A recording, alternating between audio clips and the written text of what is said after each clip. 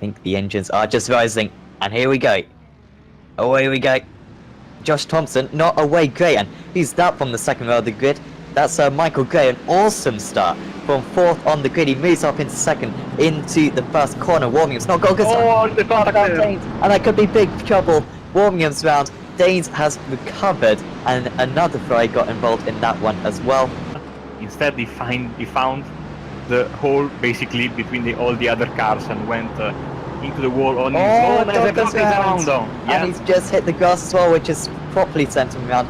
Now he's in a very awkward position, and he's going to have to wait for the whole field to come past him. Michael Docker, this is awful for him. And here comes Ez to the outside of Danes. He's got a much better run this time now. Can he just carry the momentum around the outside here? No, he's just going to back out of it. And maybe listening to Marco, seeing that the best overtaking opportunity is coming out of here. Getting into the slipstream now, Jamie Ez. Great run coming out of the corner. Let's see the defending here by the Ferrari way down the inside. They touch! Oh, amazing! I can't believe it. What has happened there? And they need to make sure that they get out of the way of O'Connor and Cullinan, who will be going through Malcolm and Dima. And Delman's going to hit him. Delman has hit him, and that's involved Robinson as well. We see the replay here. So, Jamie Ayres is the Mercedes. You see the green Mercedes goes on the outside very, I want Rush to make a call on this, but that was completely avoidable. Oh yeah. And this was even more avoidable as we get to the final corner for the leader, Josh Thompson. Yeah, and across the line comes Josh Thompson. Awesome drive here at Interlagos. Right, at the moment, it's Evdoka from the pole. Richard Warming will be starting in 2nd position. 2 drivers outside the showdown at the moment. Can they score the points they need? Green flag is out, and Evdoka is away well, but Warmingham is challenging, going into don't want Ayres around as well, with another XVR driver looking to the inside as well. Evdoka has got the line he wants, and Ayres is going to go down the inside of Warmingham. He doesn't want another incident, but Warmingham has gone through into the lead. An instant for or a mistake from Evdoka, clearly coming out of turn 2, and Warmingham takes the lead of the race. They can just get clear of Delman, who has really maybe not improved necessarily this season, but at least for a rookie in this series, has done a very good job, and Robinson has tapped round McFadden. Oh, that's so disappointing for Stuart, having such a good run. You can see just a small tap like that has demoted him down into 10th position, and he's all over the place still, and he's going to lose it again, McFadden. Yeah, Thompson looking to make up another position here, already got past Robinson. It's up O'Connor, and he will just go down the inside. And next up after that will be Kip Stevens. A little bit wide maybe for Thompson. He's going to be tapped around the ears, and oh my goodness me. I've never seen this much unluck for one Joe, let alone 2 drivers. And actually just behind Ayres versus Lavelli, it's really close. Lavelli has gone to the inside of Jamie Ayres and has made that move stick. With the cars in between a little bit scattered, but they are still very, very close, so I wouldn't say they are... Oh, and there's an off there by Dimmer with Karinan going for the inside, and there's contact. And maybe going past the pair of them could be Chris Danes, but no, can't quite get past Cullinan. Good run there from the Ferrari on the outside here on the front stretch. Oh, there's going to be contact behind as well. Yeah. And and Cullinan's round. Wow. Oh dear. Oh, this has been calamity corner in race 2. In race 1 we had a lot of problems on the backstretch, but in race 2 it's been the Senna's that has provided with plenty of action, as we see the 2 teammates side by side. Oh! Dima off. That was Gray hitting him, and Gray's had enough. Okay, so this is getting interesting now, because those 2 fighting has invited Steve Lavelli to join in. Warmingham has got a little bit of a bigger gap to Evdoka this time. It's 3/10 across the line, I think. And Evdoka wasn't close enough last time, warming him. Takes that very wide turn in to turn 1, and Evdoka's gone so deep there. Can he get it stopped? He has. What a move from Michael Evdoka. That was out of nowhere. I thought he was going to completely miss the corner or wreck Richard Warmingham. Let's just see this one. Was he late on the brakes, or was Warmingham just super early? He was super late on the brakes, and wow, that was incredible from Michael Evdoka there. Warmingham. He is strong through that turn 12, I think. And Evdoka's wide, and he's going to have a chance to come back now as Richard Warmingham.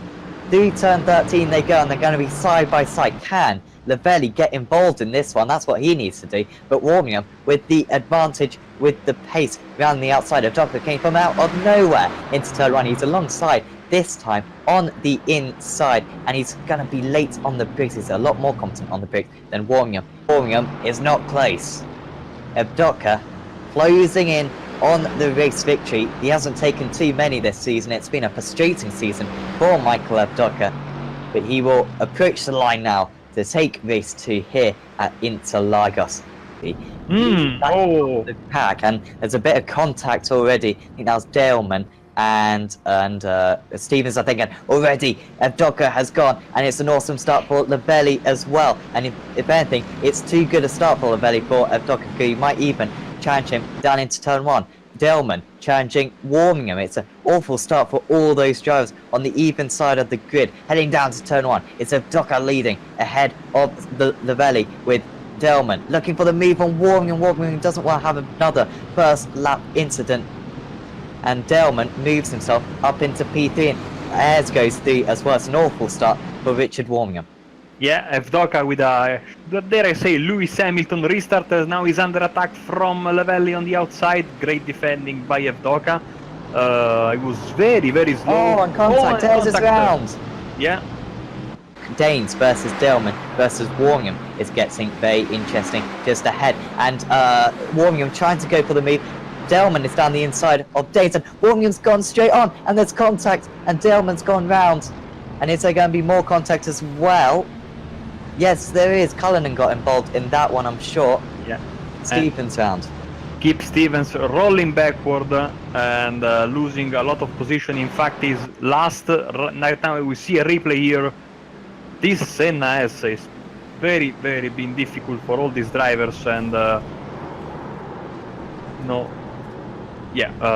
it's left and right.